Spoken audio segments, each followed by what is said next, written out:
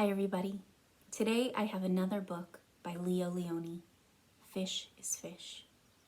I love the pictures in this book, and I think it is so cool that Leo Lionni both wrote all the words and drew all the pictures.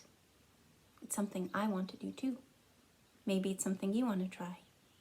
After reading this book, you could go and draw some pictures and make your first picture book. Or maybe it's not your first, and that's pretty cool. Fish is Fish by Leo Lionni.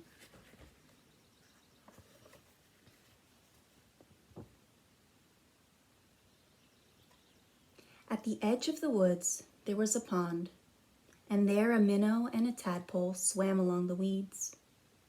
They were inseparable friends.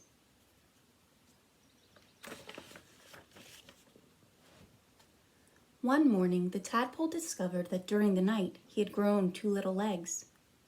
"Look," he said triumphantly. "Look, I'm a frog." "Nonsense," said the minnow.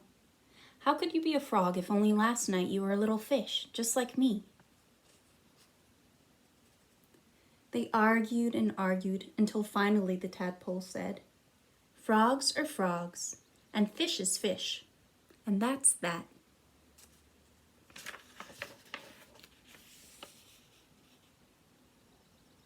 In the weeks that followed, the tadpole grew tiny front legs, and his tail got smaller and smaller.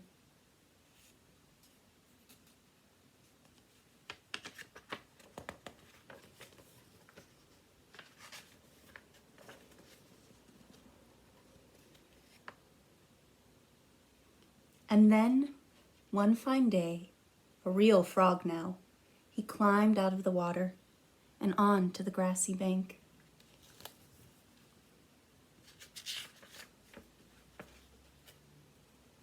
The minnow too had grown and had become a full-fledged fish. He often wondered where his 4-footed friend had gone, but days and weeks went by, and Frog did not return.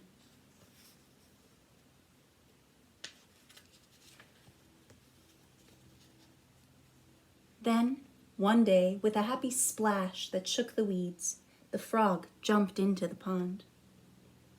"Where have you been?" asked the fish excitedly. "I've been about the world, hopping here and there," said the frog, "and I have seen extraordinary things." "Like what?" asked the fish. "Birds," said the frog mysteriously. "Birds." And he told the fish about the birds, who had wings and 2 legs and many, many colors. As the frog talked, his friend saw the birds fly through his mind like large, feathered fish. "What else?" asked the fish impatiently. "Cows," said the frog. "Cows. They have 4 legs and horns and carry pink bags of milk."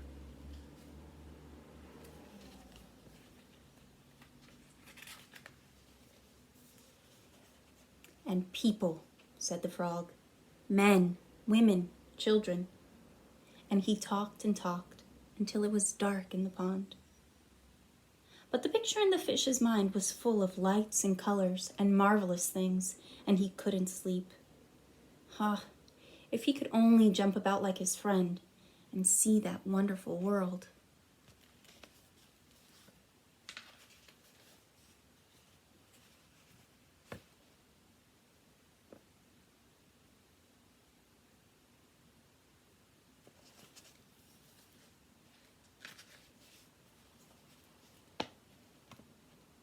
And so, days went by. The frog had gone, and the fish had just lay there dreaming about birds in flight, grazing cows, and those strange animals, all dressed up, that his friend had called people. One day he finally decided that come what may, he too must see them. And so with a mighty whack of the tail, he jumped clear out of the water and onto the bank.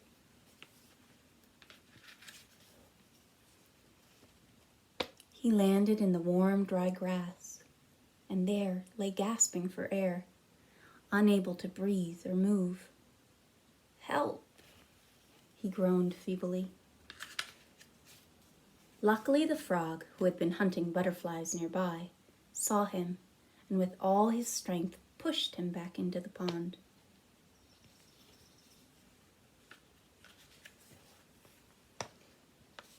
Still stunned, the fish floated about for an instant. Then he breathed deeply, letting the clean, cool water run through his gills.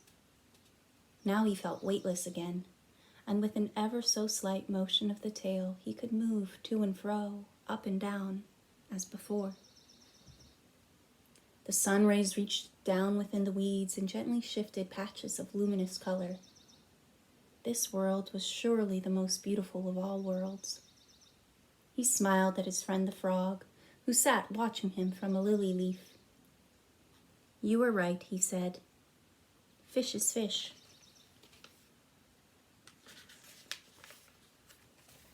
The end.